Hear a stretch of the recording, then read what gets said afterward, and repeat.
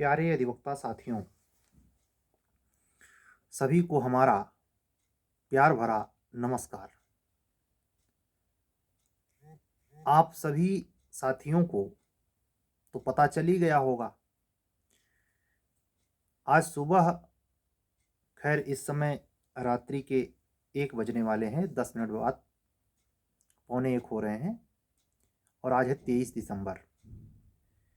22 दिसंबर की सुबह 10 बजे अपलोडेड वीडियो जब मैंने डाला तो उस पर हमने थंबनेल यही लगाया कि 48 घंटे वेट कीजिए। जो संक्षिप्त विज्ञापन की बात लगभग हम 2 महीने पहले से कर रहे थे कि आखिरी उम्मीद है। पूर्व में माननीय उच्च न्यायालय ऐसा करता रहा है, ठीक वही चीज माननीय उच्च न्यायालय ने किया। परीक्षा विभाग सेल ने, उच्चतर न्यायिक सेवा उत्तर प्रदेश। अब मुश्किल सामने आ गई है, स्ट्रेटेजिकल, टेक्निकल।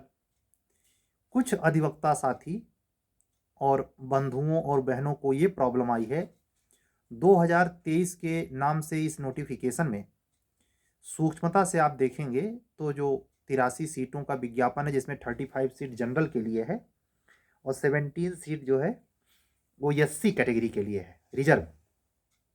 4% रिजर्वेशन पहली बार दिव्यांगजनों को मिला है और 20% रिजर्वेशन वुमेन को मिला है। ये आप नोटिस देखेंगे तो पता चल जाएगा। इतने कम उम्र के आप नहीं हैं कि आपको वेबसाइट नहीं पता है, इतने कम उम्र के नहीं है कि मैं ब्लैक बोर्ड पे लिख के आपको समझाऊं तब समझ में आएगा। जानते हैं, जो सेना में भर्ती होती है 18 साल की एज से, और नेवी और एयरफोर्स में तो 16-17 पे भी ले लेते हैं और 35 में रिटायर कर देता है। डिफेंस कॉरिडोर की संपूर्ण जिम्मेदारी जो क्लरिकल की होती है, कहते नहीं क्लरिकल विभाग में है भैया हम सेना में, वो अंडर 35 काम करते हैं। कहने का अर्थ क्या है, देश की सुरक्षा व्यवस्था जैसी महत्वपूर्ण मुद्दे पर अगर वर्कर का स्ट्रेंथ क्राइटेरिया एज का मैक्सिमम 35 है तो भैया आप कहीं भी हों, देश के किसी कोने में हों, हम कहते हैं फॉरेन में हों, अगर आप उच्चतर न्यायिक सेवा के अभ्यर्थी हैं, प्रैक्टिशनर्स हैं, 7 साल का अनुभव आपका पूरा है, मानक शर्तें पूरी करते हैं, मुझे नहीं लगता कि आपको ब्लैक बोर्ड पे समझाना पड़ेगा किसी भी कैंडिडेट को, चाहे वो पहली बार ही क्यों ना बैठने जा रहा हो। इतनी तो मैच्योरिटी आएगी कि नोटिस पढ़ना जानते होंगे। तो मेरे हिसाब से अगर किसी व्यक्ति को HJS की तैयारी करने पर भी बोर्ड से समझाना पड़े जैसे जूनियर डिवीजन के बच्चों को करना पड़ता है तो हद हो गई। नोटिस देखिए, हाँ टेक्निकल चीजें जैसे हैं, क्या है, एज का क्राइटेरिया, ये वैकेंसी 2022 के नाम से आनी चाहिए थी। मेरा व्यक्तिगत मानना है 2009 से प्रीलिम्स हो रहा है, 9 में स्पेशल और जनरल दोनों आई, उसके बाद 9 के बाद 3 साल का अंतर लेती है। आप पीछे के विज्ञापन का इतिहास देखेंगे तो 9 के बाद 11 में नहीं आती, 2009 में स्पेशल जनरल 2 आई, लेकिन उसके बाद 3 साल का अंतर लेती है। यानी उसके बाद 2012 की HJS आती है, फिर 2 साल के बाद 14 आती है, फिर 2 साल के बाद 16 आती है, फिर 2 साल के बाद 18 में 3 बार एक फर्स्ट सेकंड थर्ड करके आती है, फिर 20 में आती है। लेकिन जब आप बेहिस्टोरी में जाएंगे हायर जुडिशरी के विज्ञापन के, तो आपका यहां तर्क फेल कर जाएगा। क्या 2 साल वाला भले नियमावली में हो, परीक्षा सेल की नियमावली में भले यह सिस्टम हो कि 2 साल के अंतर पे वैकेंसी देना है, लेकिन वो अकाट्य रूल नहीं है, हर रूल का एक्सेप्शन होता है। तो जैसे 2009 की जनरल और स्पेशल जो HJS आई थी यूपी की, देख लेना बैक हिस्टोरी में, 2009 के पहले 2007 में आई थी, लेकिन 2007 वाले एग्जाम में प्री नहीं हुआ था, 2009 से प्रीलिम्स की स्टार्ट हुई है। पहला प्रीलिम्स 2009 से हुआ, उसके पहले डायरेक्ट मेंस हुआ करता था। जैसे यूपी जूनियर डिवीजन में 2003 के पहले प्रीलिम्स नहीं हुआ करता था, डायरेक्ट मेंस और इंटरव्यू हुआ करता था। समझिए इस चीज को। सन 78 से 76 से, सॉरी, इस यूपीएचजीएस का एग्जाम होता है, 76 से 2009 तक बगैर प्रीलिम्स की परीक्षाएं हुई हैं। समझ रहे हैं? ऐसे 82 से जूनियर डिवीजन की, जो हालांकि उसके पहले भी होता था, 62 65 ऐसे भी एक स्रोत है जिसके द्वारा जानकारी मिलती है, जूनियर डिवीजन में परीक्षाएं होती थी विदाउट प्रीलिम्स का चक्कर 2000 के बाद, यानी सन 2000 के बाद होने वाली परीक्षाओं में है, और हायर जुडिशरी में ही है। आप देखिए, बिहार हायर जुडिशरी का विज्ञापन आया हुआ है, और कल की ही डेट, यानी जिस डेट पे यूपी ने अपना डिक्लेरेशन किया वैकेंसी का 83 सीट का, उसी दिन से बिहार हायर जुडिशरी का फॉर्म भरा जा रहा है। भरा जा रहा है कि नहीं भरा जा रहा है? उसमें भी नोटिफिकेशन में देखेंगे तो प्रीलिम्स वहां हमेशा से नहीं हुआ करता था। 2015-16 में प्रीलिम्स पहली बार हुआ है, 15 में 16 में, उसके पहले डायरेक्ट एचजीएस मेंस और इंटरव्यू देके बनाया जाता था। तो हम ये कहना चाह रहे हैं कि 2009 और 12 के बीच में जो 3 साल का अंतर है, ध्यान देना, कहीं उसी रूल को तो नहीं फॉलो किया है उच्चतर न्यायिक सेवा यूपी, उच्चतर न्यायिक सेवा या माननीय उच्च न्यायालय इलाहाबाद ने। भाई 9 से 12 हो सकता है, तो 20 से 23 क्यों नहीं हो सकता? क्योंकि 23 में वैकेंसी निकाल दिया, इसलिए 23 लिख दिया। असल में देखें तो इसमें नुकसान क्या हुआ? जो भाई 22 में ही ओवर एज हो रहा था, वो तो गया काम से, जबकि उसको विज्ञापन अगर 22 का आता तो 22 में लिखा जाता, होता कि नहीं होता? तो जो लोग ओवर एज हो गए इस सिस्टम से, वर्तमान में जो संक्षिप्त नोटिफिकेशन वेबसाइट पे मौजूद है उसके अनुसार, उन सारे अधिवक्ता साथियों, बंधुओं और बहनों से विनम्र रिक्वेस्ट है कि थोड़ा सा वेट और कर लीजिए, फुल विज्ञापन आ जाने दीजिए। जूनियर डिवीजन का 2023 का जो विज्ञापन आया था, उसको गौर से आप देखेंगे तो उसमें क्लियरेंस अंदर जाके दिया है एज के संदर्भ में, फुल विज्ञापन में, कि जो लोग इतने से इतने साल के बीच में ओवर एज हो रहे हैं, चूंकि वैकेंसी नहीं आई है, नियमावली है बाकायदे माननीय उच्च न्यायालय की, और अपने नियमावली को क्वेश्चन नहीं होने देगा, अपने नियमावली के, अपने रूल रेगुलेशन के बियॉन्ड जाकर के हायर जुडिशरी के लिए उच्च न्यायालय ऐसा नहीं करेगा, मेरा व्यक्तिगत मानना है। तो आप थोड़ा समय और वेट कर लीजिए, हो सकता है वो नियमावली के अंतर्गत अंदर फुल विज्ञापन में इसका डिस्क्रिप्शन दिया हो, ब्यौरा दिया हो कि जो बच्चे 22 में ओवर एज हो गए, जो बच्चे 23 में ओवर एज हो गए, उनको भी अनुमन्य किया जाता है इसमें। तो जो ये अभी जस्ट वैकेंसी आने, नोटिफिकेशन के संक्षिप्त विज्ञापन के आने और उसके ऊपर देखने के बाद आपके तत्काल जो दिमाग में चीज़ें कौध गई कि हम तो ओवरेज हो गए इसके हिसाब से, वो चीज़ आपके शिथिल पड़ जाएगी और आप भी फार्म भरने की स्थिति में आ जाएंगे। तो रिट वगैरह पर जाने के पहले थोड़ा सा वेट करना जरूरी है, और उसके बाद भी रिट तक जाने के पहले सारे तह सूत्रों तक पता करके ही जाना है, नहीं फीस आपकी चली जाएगी और हाई कोर्ट पिटीशन रिजेक्ट कर देगा। इसका भी ध्यान रखना, जोश में होश नहीं खोना है। अगर हाई कोर्ट के वाजिब तर्क हैं, पता करिए इसको लीगल सेल से अपनी अपनी पहुंच के हिसाब से, ये तब जब पूरा विज्ञापन आ जाए तब पढ़ के। चैलेंज भी तो आप विज्ञापन को करेंगे ना, तो विज्ञापन पूरा होगा तब तो चैलेंज हो पाएगा। ये सोच रहे हैं अभी पूरा विज्ञापन आया ना, इसी बीच में पिटीशन डाल दें, पूरा पैसा व्यर्थ हो जाएगा, तुरंत रिजेक्ट कर देगा है। तो इस पर सोच समझकर, हाई कोर्ट के सारे वकील दूध के धुले नहीं हैं, समझ रहे हैं? वो झांसे में लेकर के आपसे मजबूरी का फायदा उठा सकते हैं, आपसे पैसे उमेड़ सकते हैं, वो जिला कचहरी का भी वकील हो सकता है ऐसा। तो अपने इस मैच्योरिटी का, जो मैंने शुरू में समझाया कि 35 साल के आप हैं, अब आपको बोर्ड पे लिख के बताना पड़ेगा इतनी वैकेंसी आई है, हैं? शर्म वाली बात है अगर ऐसा करना पड़े। इसलिए मैं आपको इसे डायरेक्टली समझा रहा हूं, कुछ देख सुन के नहीं, डायरेक्टली समझिए। और रही बात इस परीक्षा में स्ट्रेटजी की, तो आपने इस परीक्षा में संक्षिप्त नोटिस में ही देख लिया होगा कि ये फरवरी लास्ट तक, 29 फरवरी को लास्ट डेट है फॉर्म भरने की। और आप जानते हैं जब फॉर्म भर के चला जाता है तो इसका कागजी दांत पड़ताल बहुत होता है। मुझे तो याद है, चूंकि फॉर्म भरने का अनुभव है, तो उसके पहले इतनी प्रक्रिया है जितना बिहार एचजीएस के इंटरव्यू में होता है। तो उस तरीके का कागजात इलाहाबाद उच्च न्यायालय पहले जमा करवाता है, क्योंकि आपको मेंस के लिए अलग से फार्म नहीं भरवाएगा। इंटरव्यू में केवल एक ब्यौरा आपको डालना रहता है, और ब्यौरा बना बनाया छपा छपाया कमीज हाई कोर्ट देता है अपने वेबसाइट पर, प्रिंट आउट निकाल करके भरना होता है। जहां तक संक्षिप्त नोटिस से तो ये पता चलता है कि केस लावा के संदर्भ में वैसा कोई नया रूप नहीं नजर आता, लेकिन फुल विज्ञापन की तीव्र प्रतीक्षा है, क्योंकि सारे रहस्य उसी में बंद हैं, टर्म्स और कंडीशन उसी में बंद हैं। ये तो हल्की सी झलक है, जिससे आपकी बेसब्री थोड़ी खत्म हुई होगी, और थोड़ा बहुत हम पर भी विश्वास हुआ होगा कि सर जी बोलते बोलते रहते हैं कुछ ना कुछ। कुछ बच्चों के फोन आ गए, सर आपने कहा था, भैया हम नहीं कहा था। अरे धन्य मनाइए उस इलाहाबाद हाई कोर्ट का, उस महामहिम का जो ये परीक्षा करवाते हैं, उनके पैर पड़िए, धन्य मनाइए, आशीर्वाद दीजिए कि उन्होंने सुधि ली।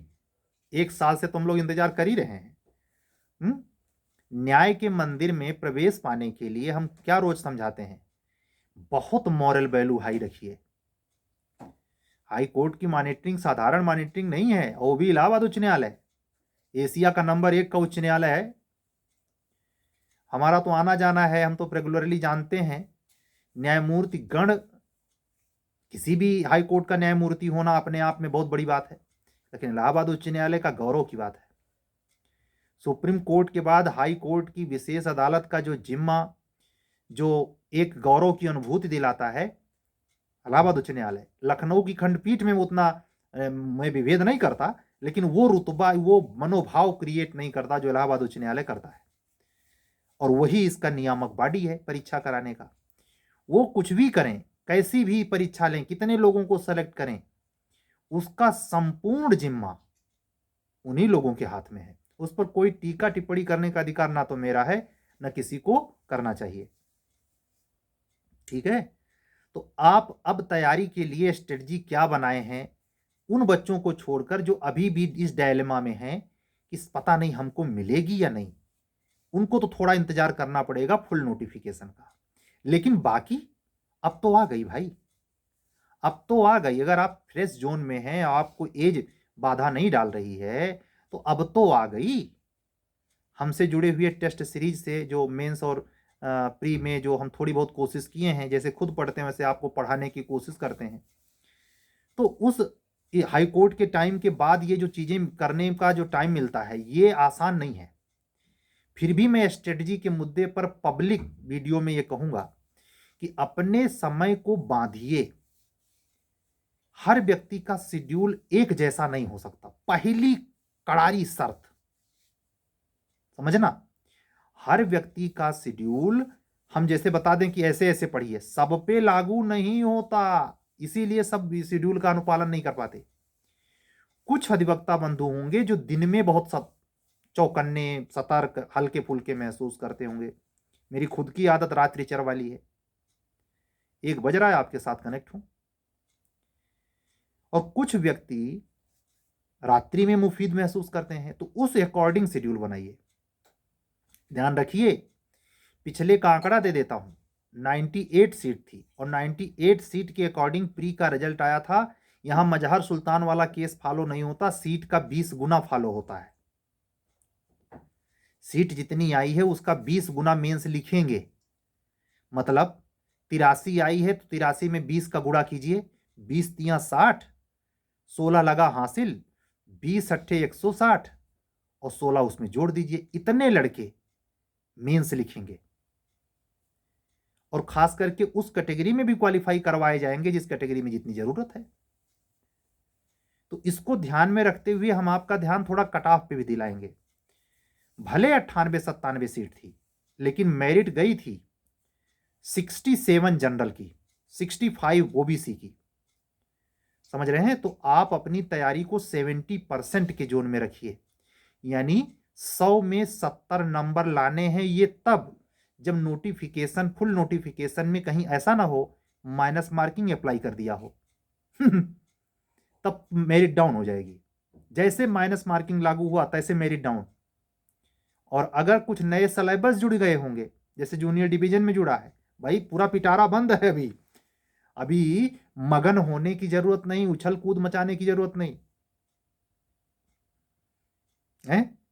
आप लोग जिस दौर में हैं, जिस उम्र पर हैं, कई बार तो एपीओ कुछ ये हमारा रेगुलर वीडियो कोर्ट साहब लोग भी सुनते हैं, बोलेंगे नहीं नमस्ते करिए तूल भाड़ में, वो कभी हमसे बात तक नहीं करेंगे, क्योंकि एपीओ एक ऐसी कुर्सी है, और जे भी है, लेकिन जे में उतना अनुपात नहीं है जितना एपीओ में है। चालाकी कूट कूट कर भरी होती है, चालाक प्राणी धरती का, तो वो इतने फुटकर में आपसे नहीं बात करेगा। अगर वो चालाक न होता तो एपीओ कैसे होता? ध्यान रखना, एपीओ का पद पाने के लिए, किसी पदाधिकारी का पद पाने के लिए चालाकी तो आनी ही चाहिए, पॉजिटिव वे में कह रहा हूं। लेकिन वो चालाकी अगर सीमा क्रॉस कर गई तो निष्ठुर बना देती है, और निष्ठुर व्यक्ति नीरस हो जाता है किसी पद पे पहुंच जाए। तो ये जो रेगुलर वीडियो में बोलता हूं वो भी सुन समझ रहे होंगे, वो भी इसमें तलाशेंगे कि कोई ऐसी नई बात जो हम लोगों के फेवर में आ जाए, सर से बात भी ना करनी पड़े और काम भी हो जाए। बिल्कुल, और इसमें दोनों कैटेगरी के लोग हैं, अधिवक्ता बंधु भी और बहन भी, बहुत बारीक, रेजर बारीक, मतलब उतना साफ ब्लेड नहीं काटेगी जितना माइंड होता है महाराज। पाला पड़ जाए तो देखिए, ये चक्कर पड़ जाए, मतलब वो कह सकता हूं एक कोर्ट साहब अगर कायदे का होगा तो 50 प्राइवेट वकील को पानी पिला देगा। 50 प्राइवेट वकील जो पैसा बहुत कमाते हैं उनकी धज्जियां उड़ा देगा महाराज वो। लेकिन हाँ, मठाधीश होगा वो, हल्के मत लेना। और इस वैकेंसी में जो आई है, मेरा अब तक का मानना है, व्यक्तिगत अनुभव, 35% सिलेक्शन, 30 से 35% सिलेक्शन एपीओ का होता, कहीं का एपीओ हो। तो इस समय वो बोलेगा नहीं किसी से।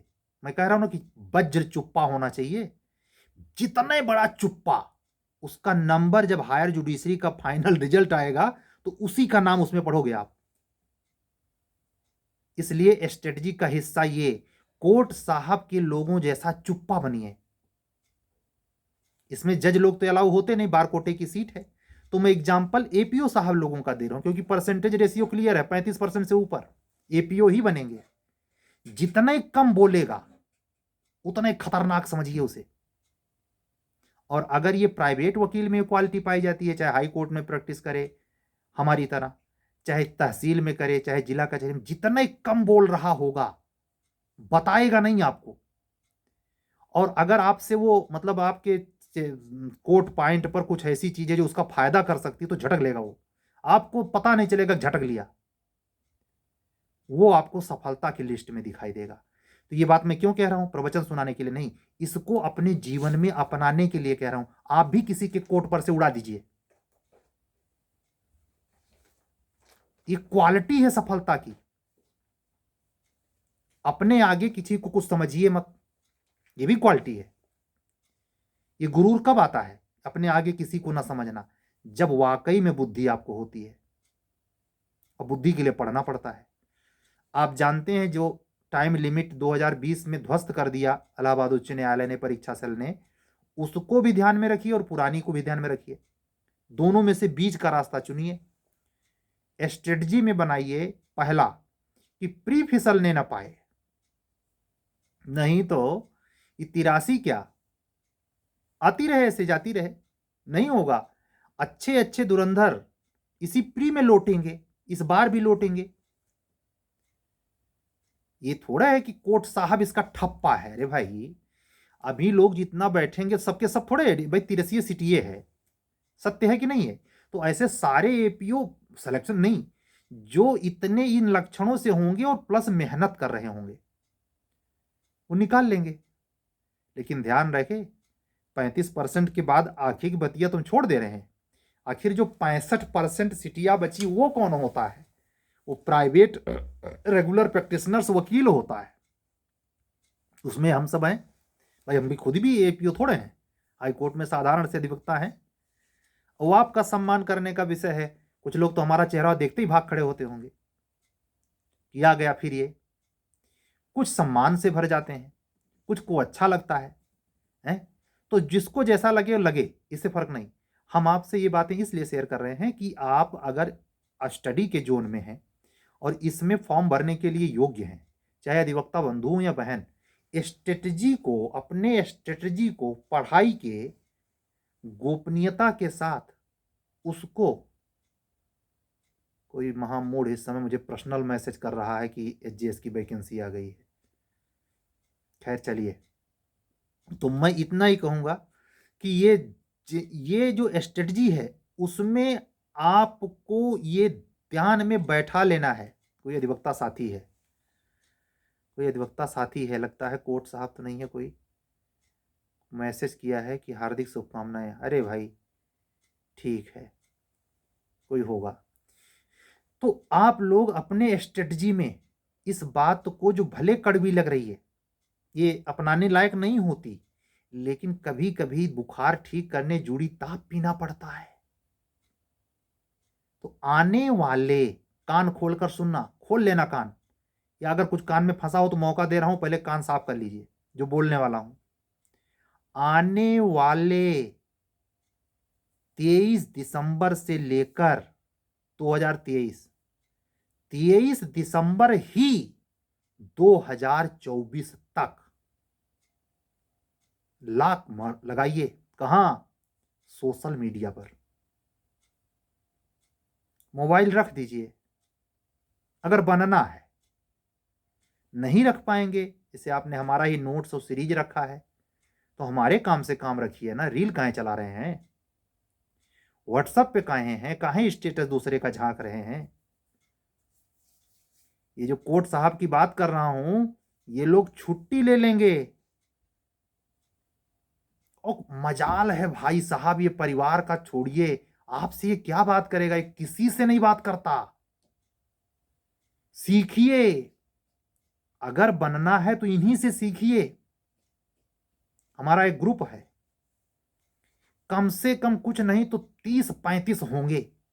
2-4 को छोड़ दिया जाए तो महासूस है, महासूस।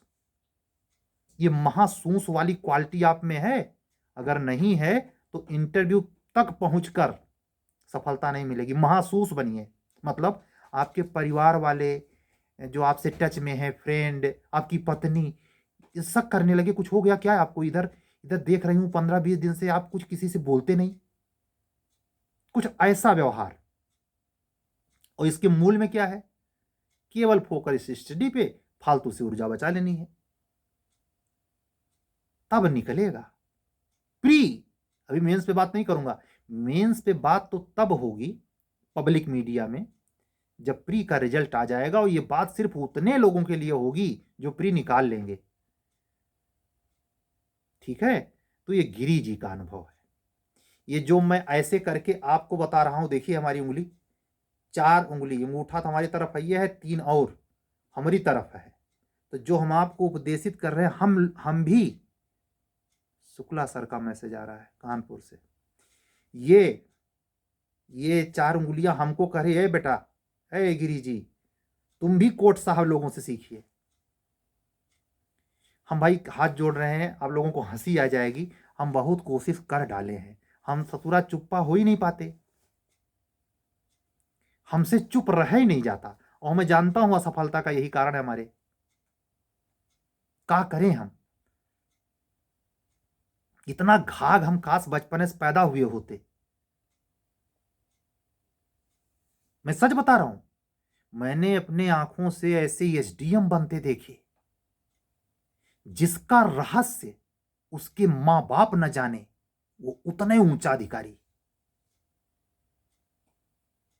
समझ जाइए।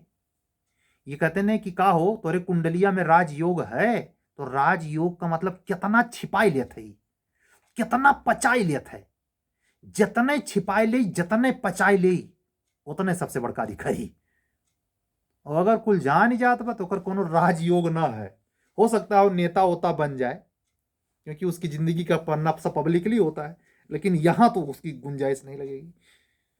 अगर हमारी बात कोई पदाधिकारी, न्यायिक मित्र या न्यायिक अधिकारी, या हो सकता है संजोग से हमारे हाईकोर्ट के न्यायमूर्ति साहिबान सुन रहे हो, तो मैं सर झुकाता हूं सर, ये हमारा निजी स्वभाव है, हम कहां जाएं, माफ करिएगा। लेकिन हम जानते हैं इतना सब आप लोगों से कह भी रहे हैं, फिर भी हम आपको उत्साहित कर रहे हैं। अगर आप हमारी क्वालिटी वाले हैं, स्पष्टवादी हैं, मैं अपने आप को स्पष्टवादी भी नहीं कहता, मतलब बोलने वाले व्यक्ति हैं, ऐसा कह लीजिए, तो आप ध्यान दीजिए। मैं कुछ न्यायमूर्तियों के नाम ले रहा हूं। यही इस समय जो सीजीआई हैं, अदालत में दहाड़ कर बोलने वाले, बक्सते नहीं, चाहे तुम प्रशांत भूषण हो चाहे जो हो भूषण। और इसके पहले अरुण मिश्रा सर, जिनके बदौलत ये न्यायमूर्तियों ने, न्यायाधीशों ने इस कोटे से अपने आप को, धीरज मोर वाला केस याद रखिए, धीरज मोर का केस पास करने की न्यायमूर्ति की पीठ याद रखिए, Arun Mishra sir. Green tribunal इस समय अध्यक्ष हैं वो, समझ रहे हैं।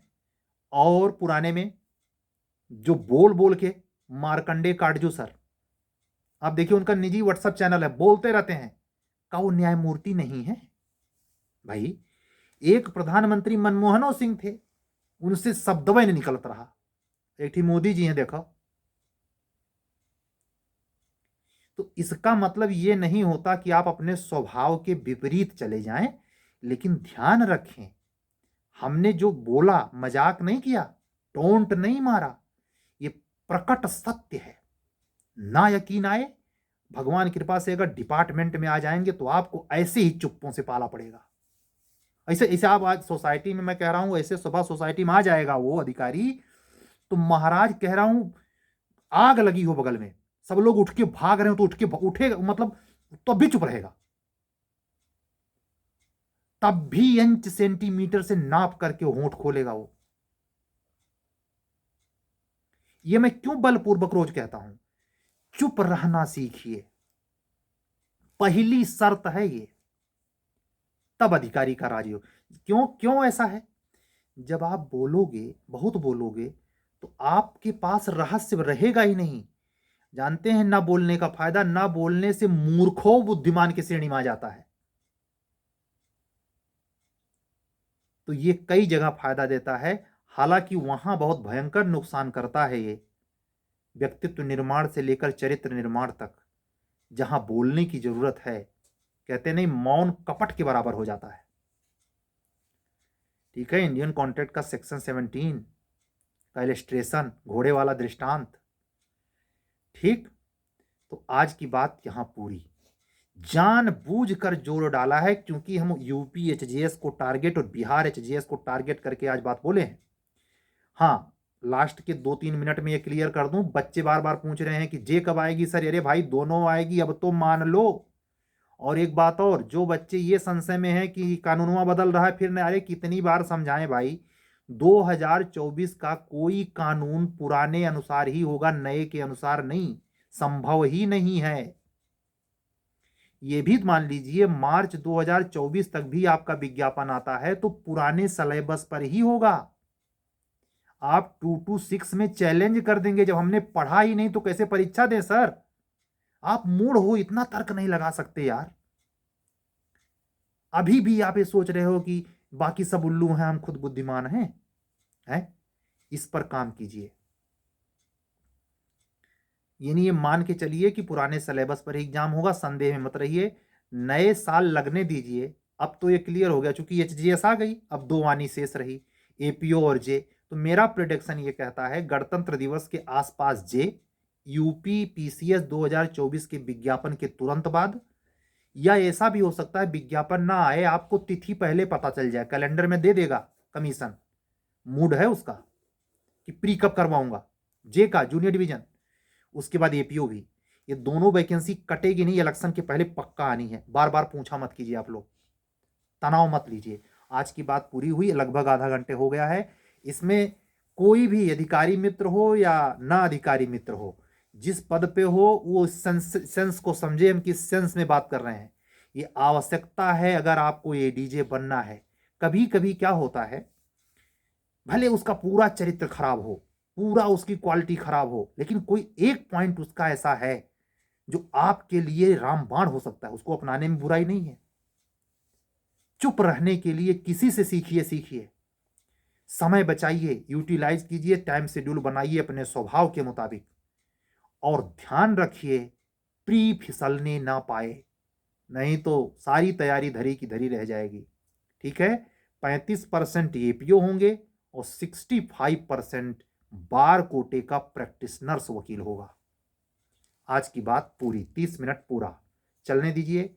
अगर आप बिहार के एचजेएस के प्रीलिम्स के टेस्ट सीरीज से, यूपी एचजेएस की जो आ चुकी है प्रीलिम्स के या मेंस की टेस्ट सीरीज से जुड़ना चाहते हैं तो हमें व्हाट्सअप मैसेज करें 7705090393 पे व्हाट्सअप करके आप हमसे संपर्क कर सकते हैं, ठीक है। और हमारे जो अधिवक्ता साथी एपीओ जे और एचजेएस के लिए हिंदी में जीएस के कोर्स से जुड़ना चाहते हैं वो हमको मैसेज कर सकते हैं। ऐसे ही क्रैश कोर्स में एक छोटी सी क्लास मैं चला रहा हूँ एपीओ के अकॉर्डिंग, जिसमें प्रक्रिया विधि में विदाउट सीपीसी चल रही है।